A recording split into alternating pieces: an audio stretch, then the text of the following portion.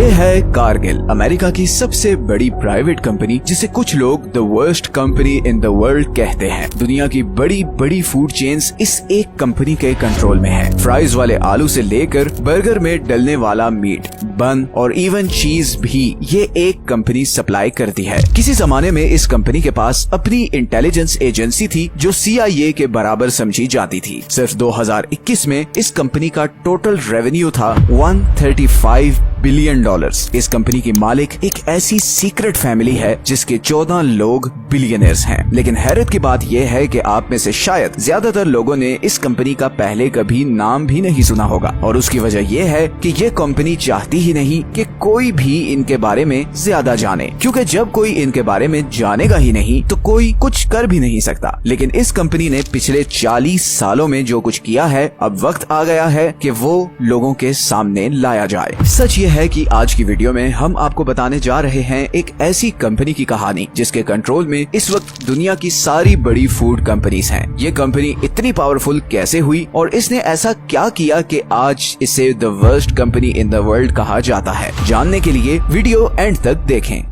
कारगिल यहाँ तक कैसे पहुंची, ये जानने के लिए हमें 127 साल पीछे जाना पड़ेगा। 1865 में विलियम वॉलेस कारगिल ने अमेरिका की स्टेट आयोवा में अनाज स्टोर करने के लिए एक वेयर हाउस बनाया। अब उस जमाने में क्योंकि ट्रांसपोर्टेशन इतनी तेज नहीं थी, तो अनाज को एक जगह से दूसरी जगह पहुँचाने में काफी टाइम लगता था, और इसीलिए इन वेयर हाउसेज की बहुत जरूरत थी। इसी जमाने में अमेरिका में इंडस्ट्रियलाइजेशन तेजी से फैल रही थी और साथ साथ रेल रोड नेटवर्क भी बिछाया जा रहा था। 1875 तक अमेरिका की वेस्टर्न कोस्ट से ईस्टर्न साइड तक रेल नेटवर्क बिछाया जा चुका था, और इसी से फायदा उठाते हुए कारगिल ने भी हर उस जगह अपना वेयर हाउस बना लिया जहां पर ट्रेन की पटरी पहुंचती थी। 1880 में कारगिल ने अपनी बेटे की शादी एक और बहुत बड़े वेयर हाउस चेन के मालिक जॉन H. मैकमिलन की बेटी से कर दी, और इसके बाद 1890 तक पूरे अमेरिका का अनाज स्टोरेज का बिजनेस कारगिल फैमिली के कंट्रोल में आ गया। फिर 1924 में कारगिल ने एक कंपनी खरीदी जिसका नाम था टेलर एंड बोर्निके।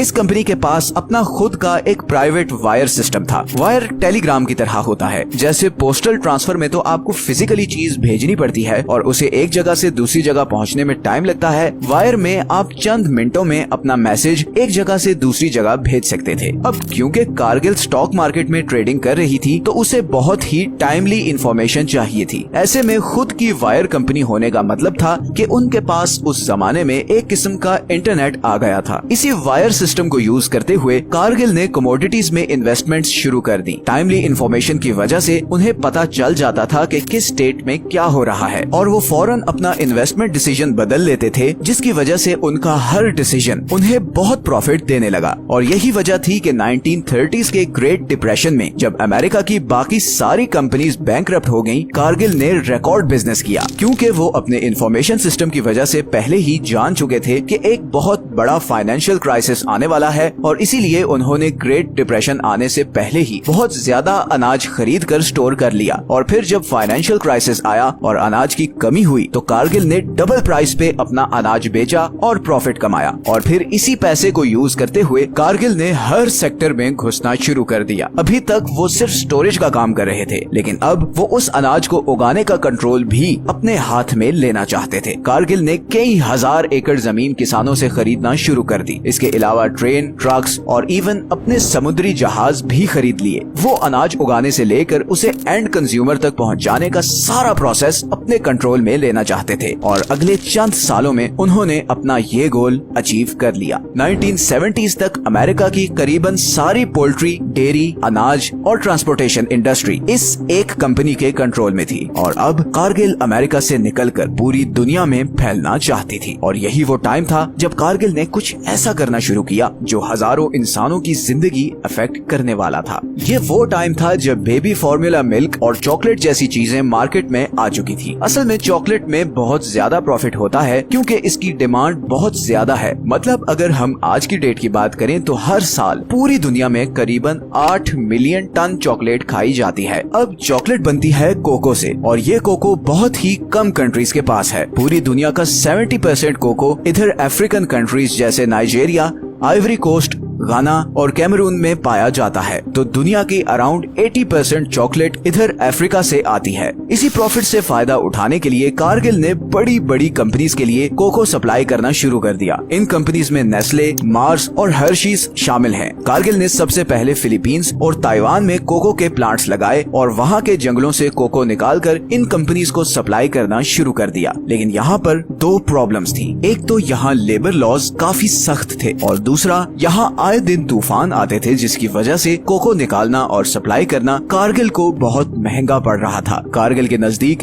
इन दोनों प्रॉब्लम्स का हल सिर्फ एक ही था और वो था अफ्रीका जैसा गरीब कॉन्टिनेंट। 1990s में कारगिल को आइवरी कोस्ट में कोको का एक पूरा जंगल मिल गया और उन्होंने अपना सारा ऑपरेशन फिलीपींस से अफ्रीका शिफ्ट कर दिया। और फिर कुछ साल बाद सन 2000 में एक रिपोर्ट सामने आई जिसने सबके होश उड़ा दिए। रिपोर्ट के मुताबिक 1990s में 12 साल से कम उम्र के हजारों बच्चों को मॉली से आइवरी कोस्ट स्मगल करके ले जाया जाता और उनसे कोको निकालने की मजदूरी ली जाती। इन बच्चों को ना तो सैलरी दी जाती और ना ही प्रॉपर खाना वगैरह दिया जाता। कुछ बच्चों ने तो ये तक बताया कि अगर उनसे कोई गलती हो जाती तो उन्हें उसी दरख्त की टहनियों से मारा जाता और कई बच्चों के तो जिस्म पे चाकू से कट लगाए जाते। और ये सब सिर्फ इसलिए था कि इन गरीब बच्चों के खून पसीने से सस्ता कोको हासिल करके कैडबरी, मार्स और हर्शीज जैसी चॉकलेट बनाई जाए। करप्शन और गरीबी की वजह से इन कंट्रीज की गवर्नमेंट्स थोड़ी सी रिश्वत के बदले इन सब रिपोर्ट्स पर आंखें बंद कर लेती थी। 2005 में इंटरनेशनल लेबर राइट्स फंड ने एक रिपोर्ट पब्लिश की जिसमें ये लिखा हुआ था कि ये सारे लेबर कैंप्स कारगिल की डायरेक्ट निगरानी में चल रहे थे। इस रिपोर्ट पर कारगिल पर केस भी हुआ जो अभी तक लोकल कोर्ट्स में चल रहा है। खैर, कारगिल को इस सारे मामले से कोई फर्क नहीं पड़ा और वो अपना बिजनेस बढ़ाती रही। 2019 में कारगिल ने आइवरी कोस्ट और गाना में 113 मिलियन डॉलर्स के कोको प्रोसेसिंग प्लांट्स लगाए और दूसरी तरफ वो प्रेस में ये कहते रहे कि हम चाइल्ड लेबर के बहुत खिलाफ हैं। लेकिन ऑब्वियसली ये सब सिर्फ एक मीडिया स्टंट था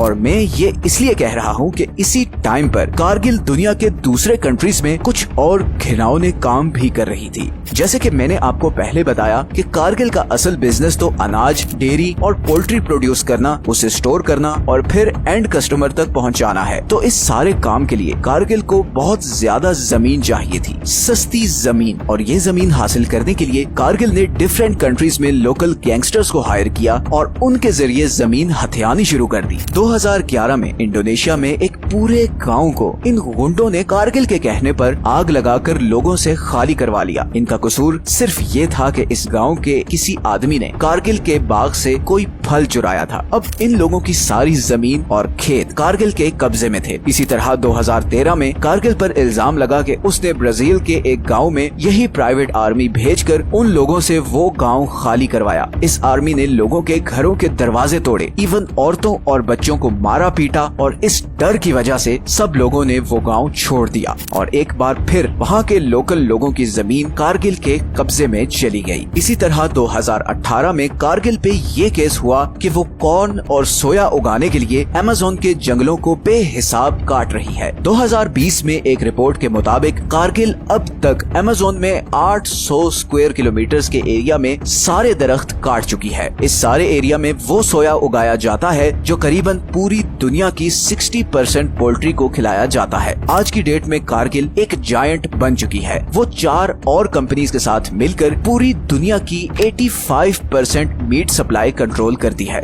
ज्यादातर फास्ट फूड कंपनीज की सप्लाई इन्हीं के कंट्रोल में है और ये मजे मजे के बर्गर्स, चिकन पीस और चॉकलेट्स के पीछे बहुत ही घिनौने कारनामे छुपे हैं। लेकिन इस सब के बावजूद आपको पता भी नहीं चलता कि पीछे डोरियां हिलाने वाला आखिर है कौन। हमारे यहाँ खास तौर पर थर्ड वर्ल्ड कंट्रीज में बड़ी बड़ी मल्टीनेशनल्स की चीजें यूज करना बड़े गर्व और फख्र की चीज समझा जाता है। हम लोगों को बड़ा ट्रस्ट होता है कि ये बाहर की कंपनीज हैं तो इनकी हर चीज अच्छी ही होगी और अगर वो हो भी गोरी चमड़ी वाले कंट्री से तो फिर तो क्या ही बात है। बगैर कोई रिसर्च किए किसी कंपनी की क्या हिस्ट्री है या उसके ऑपरेशंस कैसे चल रहे हैं, हम दौड़ पड़ते हैं उसकी चीजें यूज करने। सबसे बड़ी ताकत नॉलेज है। है और मेरी यही कोशिश है कि आप एटलीस्ट इन्फॉर्म्ड हो कि दुनिया में हो क्या रहा है। Right knowledge leads to right action. सही इल्म ही सही अमल की तरफ लेकर जाता है। अगर आपको ये वीडियो अच्छी लगी है तो इसे बाकियों के साथ जरूर शेयर करें और इसी तरह हमें कमेंट्स में टॉपिक सजेस्ट करते रहे। ये हैं वो सारे सोर्सेज जहां से हमने इस वीडियो के लिए कंसल्ट किया है। मिलते हैं नेक्स्ट वीडियो में एक और इंटरेस्टिंग टॉपिक के साथ। अपना ख्याल रखें।